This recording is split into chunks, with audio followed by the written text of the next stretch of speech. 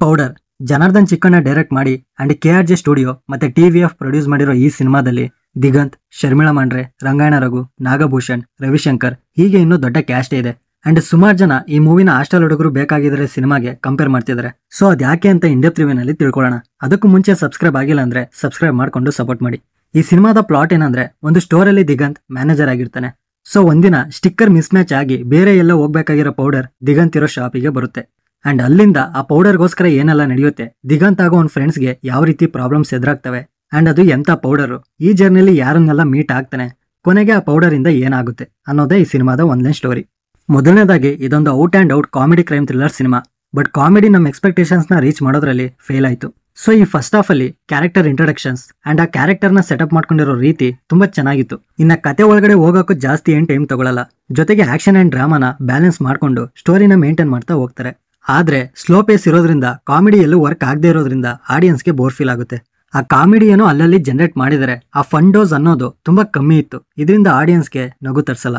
Next ಈ interval block intense ಆಗಿತ್ತು and also one of the highlight ಈ ಮೂವಿಗೆ. ಅದು ಆಡಿಯನ್ಸ್ಗೆ ಸ್ಟ್ರಾಂಗ್ ಆಗಿ ಇಂಪ್ಯಾಕ್ಟ್ ಮಾಡುತ್ತೆ. ಜೊತೆಗೆ ಟೆನ್ಷನ್ ನ ಬಿಲ್ಡ್ ಮಾಡಿ ನೆಕ್ಸ್ಟ್ ಏನಾಗುತ್ತೆ ಅನ್ನೋ ಒಂದು ಕ್ಯೂರಿಯಸ್ ಇಂದ ವೇಟ್ ಮಾಡೋ ತರ ಇತ್ತು.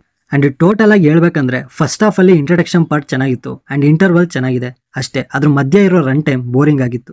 ಇನ್ನ ಸೆಕೆಂಡ್ ಹಾಫ್ ಅಲ್ಲಿ ಪೌಡರ್ ಅವರಿಗೇನೆ ಅಪ್ಲೈ ಆದಾಗ ಮಾತ್ರ ಫುಲ್ ಸೈಕ್ ಆಗಿತ್ತು. ಅದರಲ್ಲೂ ಲಾಸ್ಟ್ 20 ಮಿನಿಟ್ಸ್ ಕ್ಲೈಮ್ಯಾಕ್ಸ್ ಆಡಿಯನ್ಸ್ಗಂತೂ ಸಿಕ್ಕಾಪಟ್ಟೆ ಮಜಾ ಕೊಡುತ್ತೆ. ಅಲ್ಲಿರೋ CG ವರ್ಕ್ ಮಾತ್ರ ತುಂಬಾ ಇಂಪ್ರೆಸ್ ಮಾಡ್ತು. ಯಾವ ತರ ಅಂದ್ರೆ, ಹಾಸ್ಟೆಲ್ ಹುಡುಗರು ಬೇಕಾಗಿದ್ರೆ ಸಿನಿಮಾದಲ್ಲಿ ಸ್ಟಾರ್ಟಿಂಗ್ ಒಂದು 15 ಮಿನಿಟ್ಸ್ ಬೇರೆ ಲೋಕಕ್ಕೆ ಕರ್ಕೊಂಡು ಹೋಗ್ತಾರೆ. ಸೊ ಸೇಮ್ ಅದೇ ರೀತಿ ಇಲ್ಲೂ ಇರುತ್ತೆ. ಅದಕ್ಕೆ ಕಾರಣನೇ CG ವರ್ಕ್ ಅಂಡ್ ಅಲ್ಲಿರೋ ಸೀನ್ಸ್ಗಳು ಹಾಗೂ ವಿಜುವಲ್ಸ್ ನ ತೋರಿಸಿರೋ ರೀತಿ.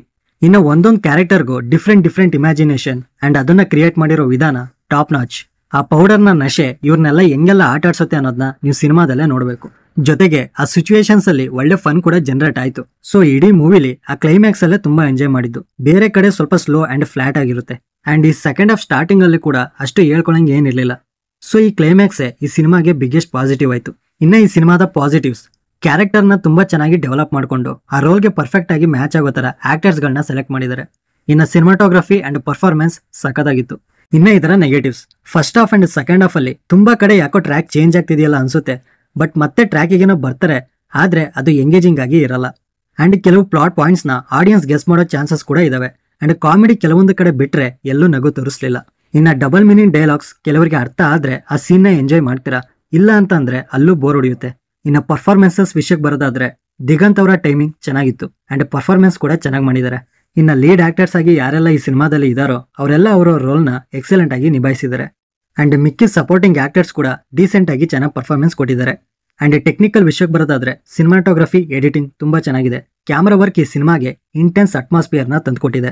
ಅಂಡ್ ವಿಜುವಲ್ಸ್ ಸ್ಟೋರಿಲಿರೋ ಡಾರ್ಕ್ ಟೋನ್ ನ ಎಫೆಕ್ಟಿವ್ ಆಗಿ ಕ್ಯಾಪ್ಚರ್ ಆಗಿರೋದ್ರಿಂದ ಸಿನಿಮಾ ಕ್ವಾಲಿಟಿ ಚೆನ್ನಾಗಿ ಮೂಡ್ ಬಂದಿದೆ. ಇನ್ನ back ground score intense mood ಹಾಗೂ ಫಿಲಂ ಡಾರ್ಕ್ ಟೋನ್ಗೆ ಪರ್ಫೆಕ್ಟ್ ಆಗಿ ಸೂಟ್ ಆಯ್ತು. ಮ್ಯೂಸಿಕ್ ಕೂಡ ಡೀಸೆಂಟ್ ಆಗಿತ್ತು. So over all cinema decent ಆಗಿದೆ. ಒಂದು ಡಿಫ್ರೆಂಟ್ ಎಕ್ಸ್ಪೀರಿಯನ್ಸ್ ಮಾಡಬೇಕು ಅನ್ಕೊಂಡ್ರೆ ಇದು ಒನ್ ಟೈಮ್ ವಾಚ್ ಅಷ್ಟೇ. ಅಂಡ್ ತುಂಬಾ ಕಡೆ ಬೋರಿಂಗ್ ಆಗಿರುತ್ತೆ. ಸೊ ನೋಡೋದು ಬಿಡೋದು ನಿಮಗೆ ಬಿಟ್ಟಿದ್ದು.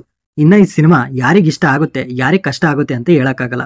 ಬಟ್ ಸಿನಿಮಾ ಫುಲ್ ಕಾಮಿಡಿ ಇರುತ್ತೆ, ಸಖತ್ ಎಂಟರ್ಟೈನ್ಮೆಂಟ್ ಕೊಡುತ್ತೆ ಅಂತ ನೋಡಕ್ ಹೋದ್ರೆ ಪಕ್ಕ ಡಿಸಪಾಯಿಂಟ್ ಅಂತೂ ಆಗ್ತೀರಾ. ಅಂಡ್ ಒಬ್ಬ ಕಾಮನ್ ಮ್ಯಾನ್ ಅಂಡರ್ ವರ್ಲ್ಡ್ಗೆ ಸಿಗಾಕೊಂಡ್ರೆ ಏನೆಲ್ಲ ಪಜಿತಿ ಪಡ್ತಾನೆ ಅನ್ನೋದನ್ನ ಡೈರೆಕ್ಟರ್ ಡಿಫ್ರೆಂಟ್ ಆಂಗಲ್ ನಲ್ಲೇನೋ ತೋರಿಸಿದ್ದಾರೆ. ಬಟ್ ಅದು ವರ್ಕ್ ಆಗಲಿಲ್ಲ. ಸೊ ಈ ಮೂವಿಗೆ ನಾನು ಕೊಡೋ ರೇಟಿಂಗ್ 10ಗೆ 5.5. ಆಲ್ರೆಡಿ ನೀವೇನಾದ್ರೂ ಈ ಸಿನಿಮಾನ ನೋಡಿದ್ರೆ ನಿಮಗೆ ಏನು ಅನ್ನಿಸ್ತು ಅನ್ನೋದನ್ನ ಕಮೆಂಟ್ ಬಾಕ್ಸಲ್ಲಿ ತಿಳಿಸಿ. ಆ್ಯಂಡ್ ಈ ರಿವ್ಯೂ ನಿಮ್ಗೆ ಏನಾದರೂ ಇಷ್ಟ ಆಗಿದ್ರೆ ಲೈಕ್ ಮಾಡಿ, ಶೇರ್ ಮಾಡಿ. ಹೊಸಬ್ರಾಗಿದ್ರೆ ಈ ಚಾನಲ್ನ ಸಬ್ಸ್ಕ್ರೈಬ್ ಮಾಡಿಕೊಂಡು ಪಕ್ಕದಲ್ಲಿರೋ ಬೆಲ್ ಐಕನ್ನ ಪ್ರೆಸ್ ಮಾಡಿ. ಮತ್ತೆ ಸಿಗೋಣ.